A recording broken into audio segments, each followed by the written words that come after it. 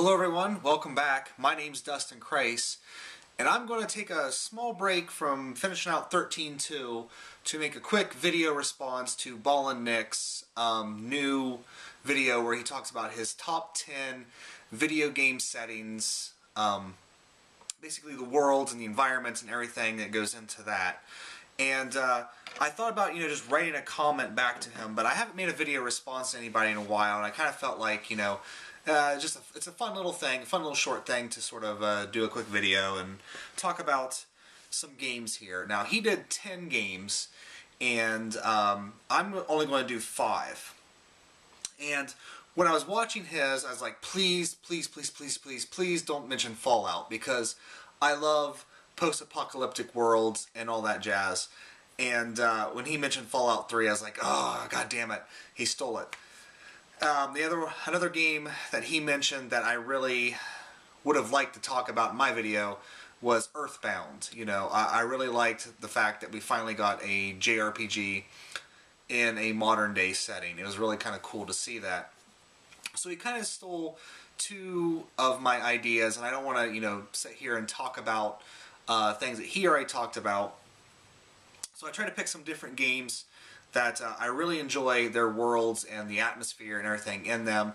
I only picked 5 because I want to kind of keep this short because I need to get back to 13.2 to really try to finish that out. So let's just stop right there. Let's jump right into the games and let's talk about them. And the first game I want to talk about is Super Metroid. And this is one of the most atmospheric games ever created.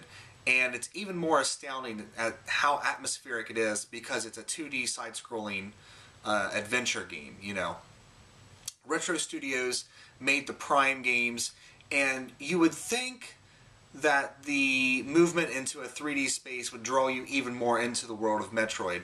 But for my money, even though I really liked the Metroid Prime trilogy, for my money, it still doesn't get any better than Super Metroid. I mean, when you get to the wrecked ship is, of course, appropriately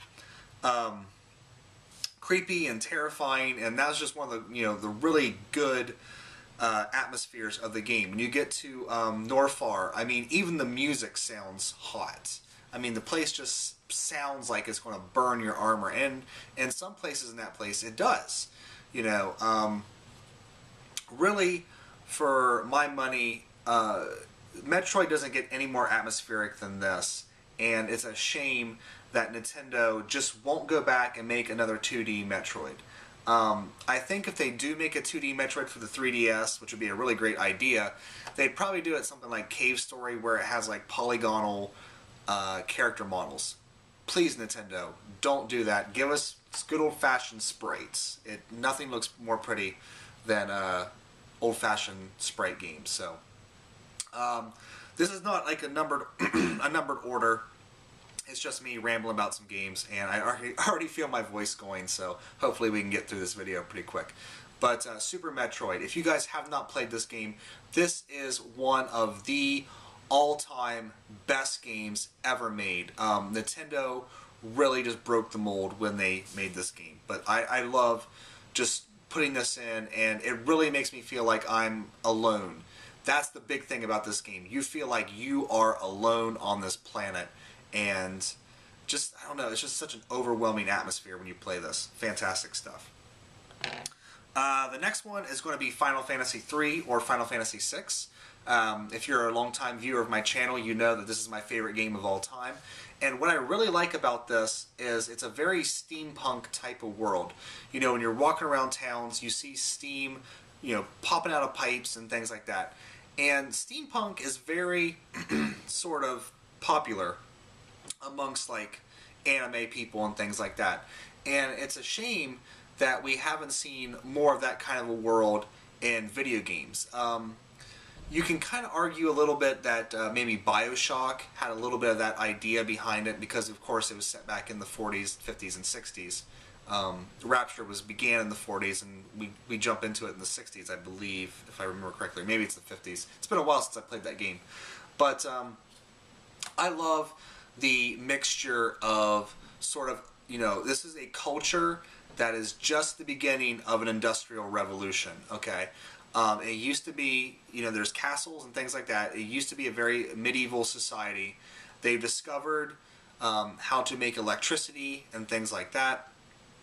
So they're kind of in this industrial, beginning of an industrial revolution.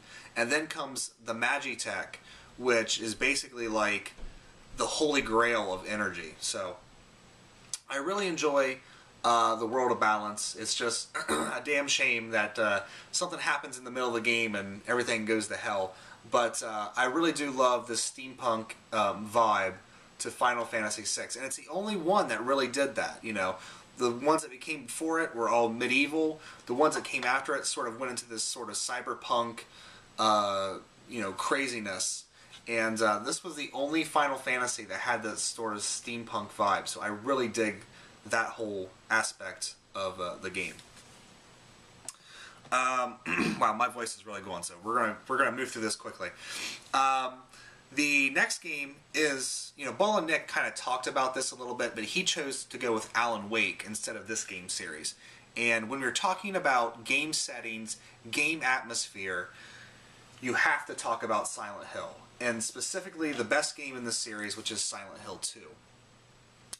I love reading about ghost towns in America. Specifically, the one that's really captured my imagination is Centralia, Pennsylvania, which there's a documentary called The Town That Was that I really want to see. And that town was kind of the basis for the movie version of Silent Hill, in that, the movie version has a coal fire and the town was evacuated. Well, the same thing happened to Centralia. Sort of unsafe mining conditions, a trash fire started in one of the local landfills, and it caught a vein of coal on fire. The entire town was pretty much evacuated, except for, I think it's like 5 to 7 people that still live in Centralia.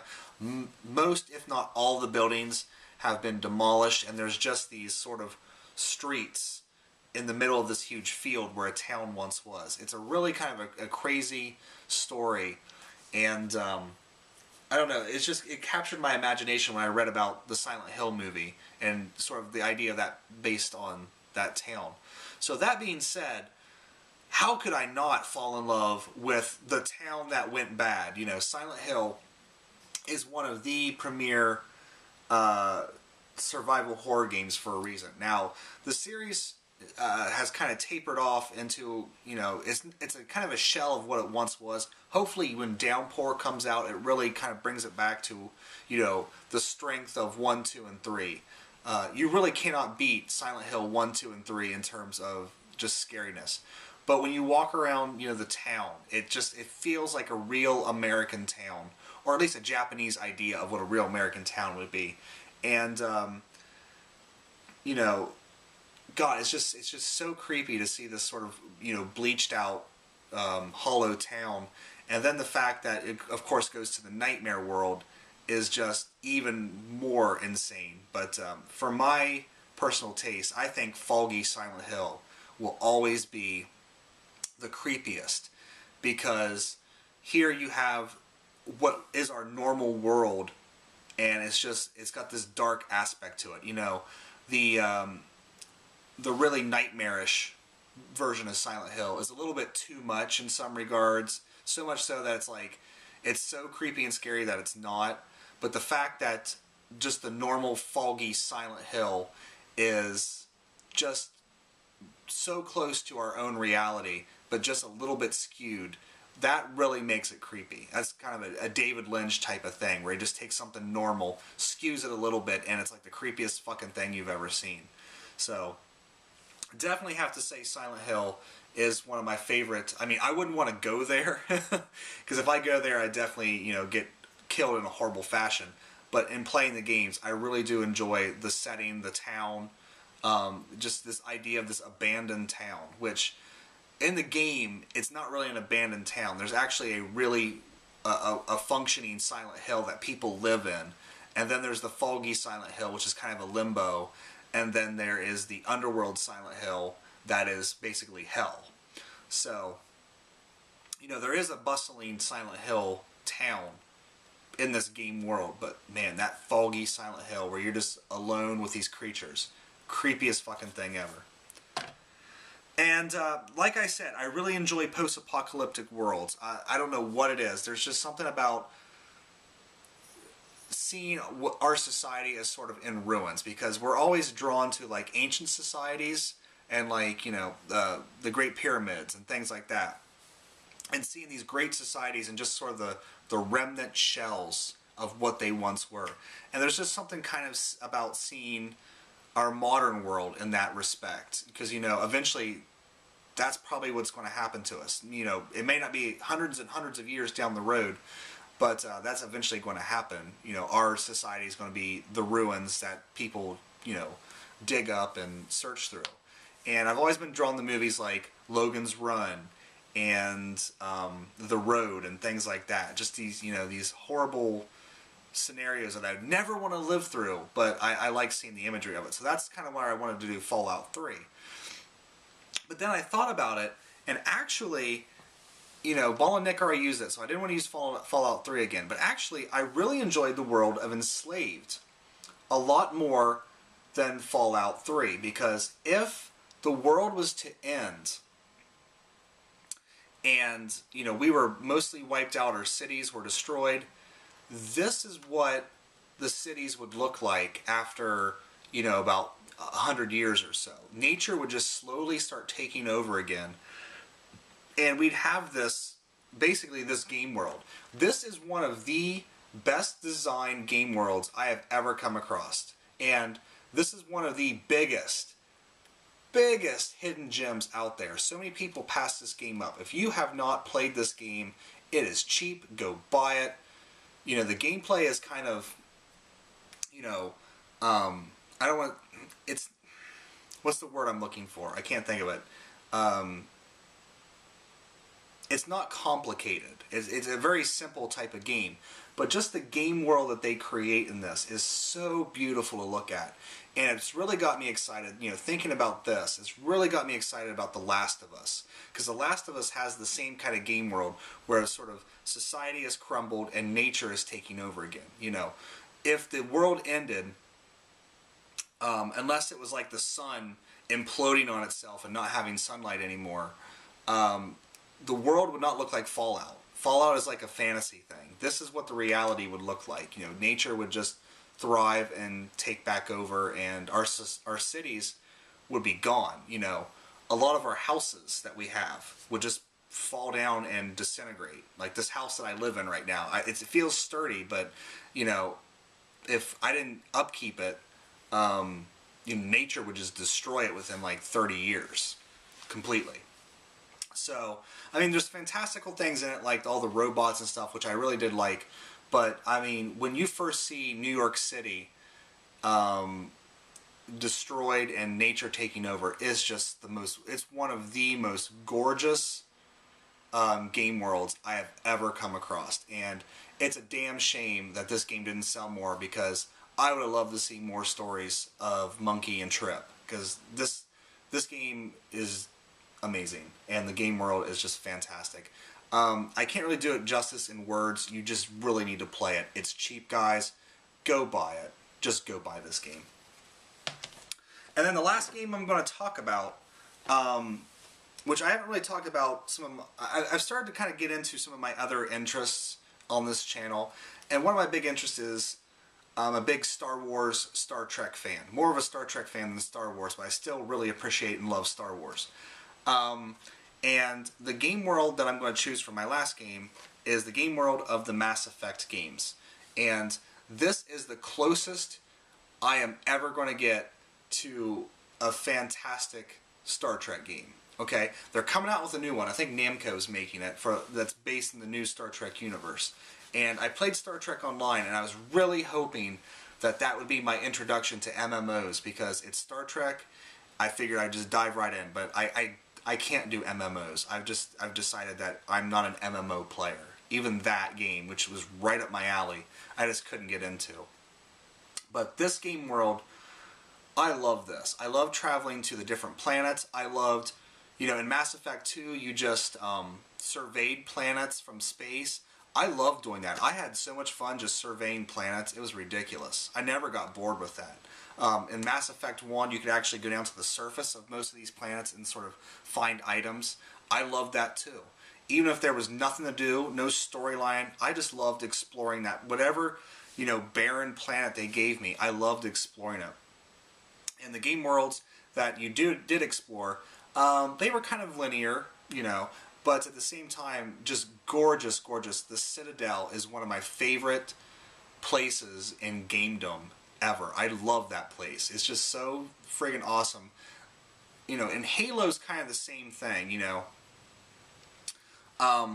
which I guess, if I were really to pick another game world, it would be Halo, because I love the Ring World books, and Halo just kind of takes that Ring World idea and goes to town with it. Halo didn't create the idea of a big, huge ring in space that people live on the inside.